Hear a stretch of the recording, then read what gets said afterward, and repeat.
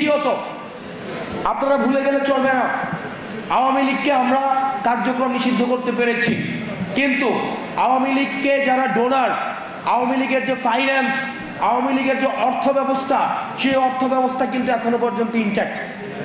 আমি যেহেতু কুমিল্লাতে আছি, কুমিল্লার অনেক উপজেলা রয়েছে, সেই উপজেলার আওয়ামী লীগের রাজনীতিও এখন আওয়ামী লীগের টাকায় চলে, বিএনপির রাজনীতিও এখন আওয়ামী লীগের টাকায় চলে। এইখানে বিএনপির আপনারা যারা রয়েছেন, আপনারা আমাদেরকে শত্রু জ্ঞান করেন না, এটা আমি আপনাদের ভালোর জন্য বলছি। কুমিল্লার অনেক উপজেলা রয়েছে যেখানে সব দলের রাজনীতি এখন আওয়ামী লীগের টাকার কাছে বিক্রি হয়ে গিয়েছে। তাই অন্তর্বর্তীকালীন সরকারের কাছে বলতে চাই, এই আওয়ামী লীগের অর্থনৈতিক কাঠামোকে আপনি ইনট্যাক্ট রেখে আপনি কখনোই সংস্কার কার্যক্রম এবং নির্বাচন কার্যক্রম আপনি যথাযথভাবে ঠিক করতে পারবেন না। আমরা অন্তর্বর্তীকালীন সরকারকে আমরা সহযোগিতা করতে চাই, কিন্তু আমরা আশাহত অনেক কাজে। আমরা এখনো পর্যন্ত বিচার দেখি নাই, এখনো পর্যন্ত আহতদের সম্পূর্ণ পুনর্বাসন দেখি নাই, কর্মসংস্থান দেখি নাই, এখনো পর্যন্ত বিচারের কোনো অগ্রগতি হয় নাই। আওয়ামী লীগ নিয়ে আপনারা যতক্ষণ না পর্যন্ত আমরা রাস্তায় নেমে এসেছি, ততক্ষণ পর্যন্ত আমরা আপনাদের কোনো পদক্ষেপ দেখি নাই। সেই জায়গা থেকে আপনাদের কাছে আমাদের অনুরোধ থাকবে, এই ধোঁয়াশাগুলো আপনারা স্পষ্ট করবেন।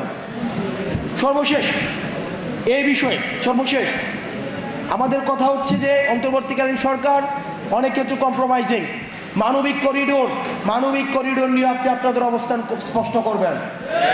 আমরা কোনোভাবে আমরা আমাদের দেশের সার্বভৌমত্ব এবং আমাদের এই দেশকে কখনোই কোনো পরাশক্তির কাছে আমরা কোনোভাবে আমরা বন্ধক দিব না। আমাদের এই দেশ ভারতের নয়, ভারতের আধিপত্য থাকবে না, এখানে পিন্ডির আধিপত্য থাকবে না, এখানে কোনো মার্কিন আধিপত্য থাকবে না, কোনো পরাশক্তির আধিপত্যের ক্ষেত্র এই বাংলাদেশকে আমরা কোনোভাবেই হতে দিব না। সুতরাং মানবিক করিডোর নিয়ে যে প্রশ্নগুলো এসছে, এই প্রশ্নগুলো জাতির সামনে এটির যথাযথ স্পষ্ট উত্তর দিয়ে জাতিকে যথাযথ পথ প্রদর্শন করুন। এবং এই মানবিক করিডোর নিয়ে অন্তর্বর্তীকালীন সরকারের অবস্থান আমরা স্পষ্ট একটা অবস্থান দেখতে চাই, ধোঁয়াশার মধ্যে আমরা থাকতে চাই না। সর্বশেষ আমাদের আগামী আর 26 দিনের মধ্যে এই অন্তর্বর্তীকালীন সরকার আমাদেরকে কথা দিয়েছেন যে 26 দিনের মধ্যে আমাদের জুলাই ঘোষণাপত্র দিবেন। আমরা এই বিষয়ে ওয়াচফুল রয়েছি। আর 26 কর্মদিবসের মধ্যে যদি জুলাই ঘোষণাপত্র না আসে এবং জুলাই ঘোষণাপত্রে যদি এই জুলাই ঘোষণাপত্রে আমাদের আকাঙ্ক্ষার প্রতিফলন না ঘটে, তাহলে কিন্তু আবার আমরা রাস্তায় নামতে বাধ্য হব। যে জগন্নাথ বিশ্ববিদ্যালয়ে যেটি হচ্ছে, আমরা বারবার করে দেখছি জগন্নাথ বিশ্ববিদ্যালয়কে আমাদের অনেক সহপাঠী ওখানে রয়েছে, আমার শিক্ষার্থী ওখানে রয়েছে, আমাদের সিনিয়র ভাইরা ওখানে রয়েছে। আমরা দেখেছি জগন্নাথ বিশ্ববিদ্যালয়কে সব সময় একটা হচ্ছে মূলা ঝুলিয়ে দেওয়া হয় একদম। আমরা দেখেছি শুধুমাত্র এই সরকারের সময় না, আগের সরকার থেকে আমরা দেখেছি।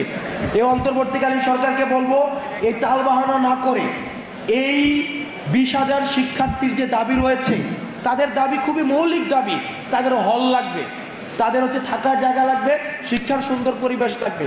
এই দাবিগুলোকে তালবাহানা না করে আপনারা খুব দ্রুততম সময়ের মধ্যে তাদের সাথে বসে এই দাবিগুলিকে সমাধান করে দিন, না হলে এই সমস্যাটি দিন দিন ঘনীভূত হবে।